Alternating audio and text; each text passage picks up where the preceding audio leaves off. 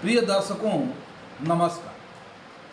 मंगला गौरी व्रत की हार्दिक शुभकामनाएं। भगवान शिव का व्रत मुख्य रूप से पुरुषों द्वारा किया जाता है। श्रावण माह में मंगलवार को किए जाने वाला मंगला गौरी व्रत विशेषकर स्त्रियों के लिए है। यह व्रत मंगलवार को किया जाता है, इसीलिए इसे मंगला गौरी व्रत कहा जाता है। यह व्रत विधि विधान से 5 वर्षों तक प्रति श्रावण माह में मंगलवार को किया जाता है। स्त्रियां प्रत्येक मंगलवार को पार्वती जी का व्रत रखती है। इस व्रत को पहले सावन में मायका, नैहर में तथा शेष 4 सावन में ससुराल में व्रत करना चाहिए। इस व्रत के दिन निम्न संकल्प लें। इसके बारे में जानने से पहले चैनल को सब्सक्राइब करें, नोटिफिकेशन बेल दबाएं और वीडियो को शेयर करें ताकि ये चैनल आपको उपलब्ध होता रहे। प्रिय दर्शकों, संकल्प इस प्रकार लें।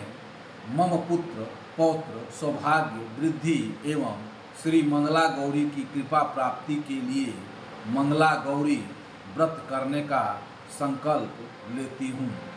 संकल्प के बाद माँ मंगला गौरी का फोटो एक चौकी पर लाल वस्त्र बिछाकर स्थापित करना चाहिए, रखना चाहिए। उसके सामने आटे का एक बड़ा 16 मुख वाला दीपक 16 बत्तियों से युक्त घी डालकर जलावें। उसके बाद निम्नलिखित मंत्र से माँ का ध्यान करें। कुंकुमा गुरु लिप्तांग सर्वाभरण भूषितां नीलकंठ प्रियां गौरी वंदेहम मंगलाहृयाम। ध्यान के बाद माता मंगला गौरी का षोडशोपचार पूजन करना चाहिए। पूजन के बाद माता को 16 माला, 16 लड्डू, 16 फल, 5 तरह के मेवा, पंचमेवा जिसको कहते हैं, 16 बार 7 तरह के अनाज, जीरा 16 बार, धनिया 16 बार, 16 पान सुपारी, 16 लौंग इलायची, सुहाग का संपूर्ण श्रृंगार, 16 चूड़ी आदि चढ़ाया जाता है। इसके बाद 1 रुपया दक्षिणा के रूप में चढ़ाया जाता है। उसके बाद मंगला गौरी की कथा सुने। चौमुखी दीपक बनाकर उसमें 16 तार की 4 बत्ती बनावें। कपूर से आरती उतारकर परिक्रमा करें। उसके बाद 16 लड्डू अपने सास को देकर उसके पैर छुएं एवं आशीर्वाद प्राप्त करें। उसके बाद भोजन कर लें। उसमें नमक वगैरह एक ही अनाज की रोटी खाएं। पूजन में बची सामग्री को बांस के पात्र में रखकर किसी ब्राह्मण को दान कर देना चाहिए। दूसरे दिन किसी जलाशय में माता गौरी के प्रतिमा का विसर्जन कर देना चाहिए। उसके बाद भोजन करना चाहिए। इस व्रत की कथा यह है कि कुंडिन नगर में एक धर्मपाल नाम का धनी सेठ था, किंतु उसके कोई संतान नहीं थी, जिसके कारण वह सभी प्रकार के सुखी होने के बाद भी संतान सुख प्राप्त न होने के कारण दुखी रहता था।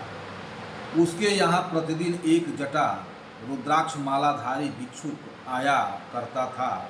पति की संपत्ति से एक दिन सेठानी ने भिक्षुक की झोली में छिपाकर सोना डाल दिया। इस पर भिक्षुक ने उसे संतानहीनता का श्राप दे दिया।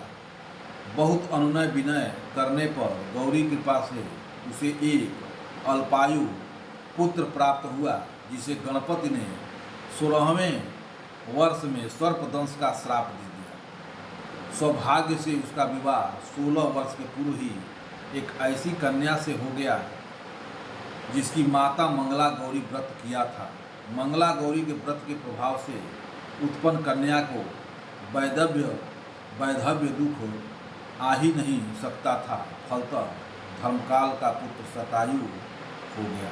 इस प्रकार अखंड सौभाग्य के लिए नवविवाहित महिला को यह व्रत अवश्य करना चाहिए। अंत में मंगला गौरी व्रत का उद्यापन विधि विधान सहित सावन के 20 मंगलवार कि व्रत करने के बाद करना चाहिए, क्योंकि उद्यापन के बिना व्रत जो होता है वो निष्फल होता है।